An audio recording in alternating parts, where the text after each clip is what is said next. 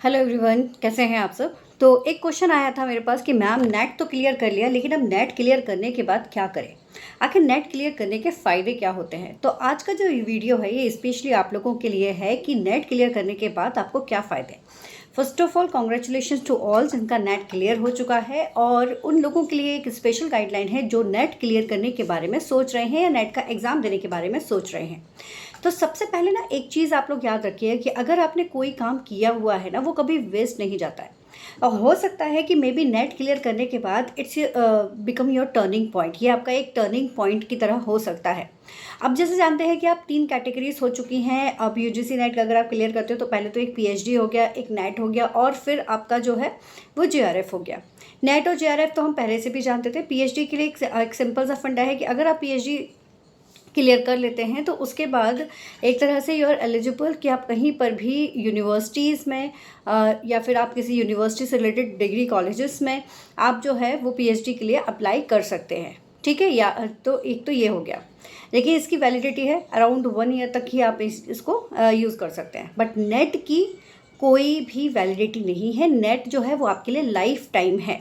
JRF की भी आपकी एक लिमिट है, लेकिन नेट जो है वो लाइफ टाइम है। ये इसका एक सबसे बड़ा फंडा है।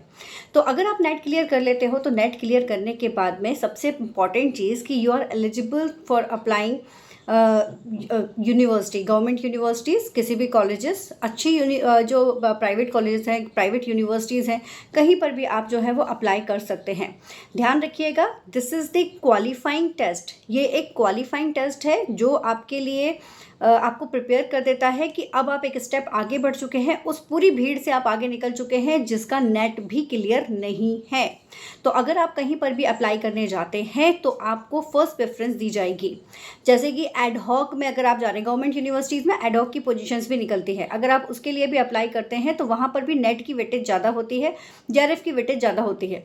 ठीक है ना, तो आपको उसका एक अलग क्राइटेरिया रहता है, उस क्राइटेरिया में आप फिक्स हो जाते हैं। इसके ना कुछ मार्क्स ऐड होते हैं जो गवर्नमेंट में जब आपकी पोजीशंस होती है, गवर्नमेंट में जब ओपनिंग्स निकलती है ना, तो ये नेट होता है। तो नेट की ना कुछ एक क्राइटेरिया होता है कि 2 मार्क्स 3 मार्क्स वो आपको मिल जाते हैं, है ना। जेआरएफ के ऐसे ही आपके जेआरएफ के भी मार्क्स के क्राइटेरिया जुड़े होते हैं। लेकिन मैं सजेस्ट करूँगी कि अगर आप वाकई में टीचिंग लाइन में जाना चाहते हैं तो अगर आपने रिसर्च पेपर्स नहीं निकाले हैं, कॉन्फ्रेंसेस अटेंड नहीं की हैं, तो रिसर्च पेपर और कॉन्फ्रेंस साथ में अटेंड कर लीजिए, क्योंकि इसकी वैल्यू जो है वो और ज़्यादा हो जाती है जब आप कहीं अप्लाई करते हैं। तो इसके थ्रू रिसर्च पेपर्स और कॉन्फ्रेंसेस के थ्रू आपके जो मार्क्स हैं वो और ज़्यादा बढ़ जाते हैं और आपकी वेटेज जो है वो ज़्यादा इंक्रीज़ हो जाती है कंपैरेटिव टू अदर्स।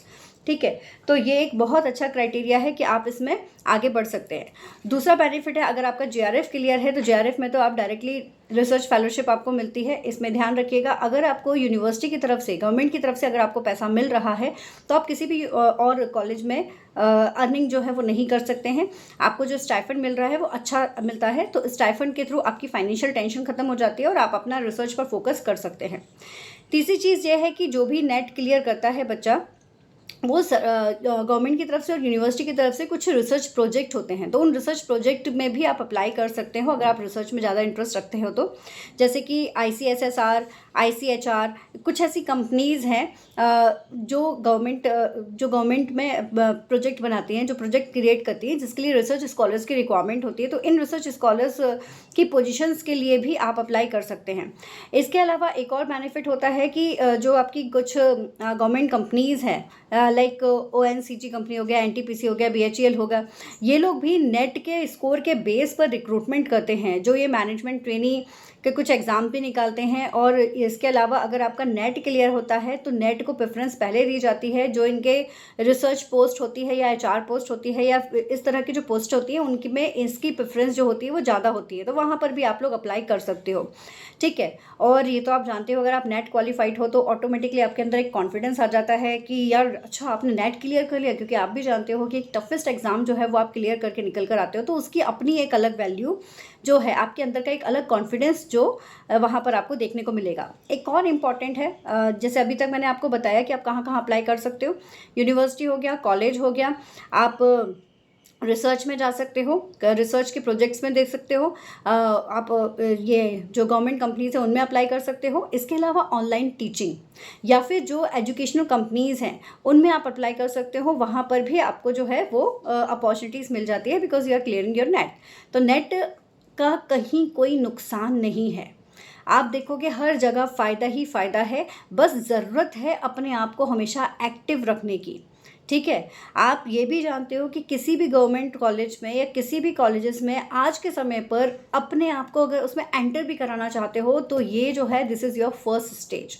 तो इसलिए नेट को ये मत समझिए कि क्वालिफाई हो गया लेकिन इसकी तो कोई वैल्यू ही नहीं है, ये तो बेकार है। बेकार उन लोगों के लिए जिनको जानकारी नहीं है। अगर आपके पास इन्फॉर्मेशन है, राइट इन्फॉर्मेशन है, तो नेट की वैल्यू सबसे ज़्यादा है। Okay, so all the best, take care. कोई और डाउट है कमेंट सेक्शन में बताइए, उसे भी पूरा ज़रूर करेंगे। All the best.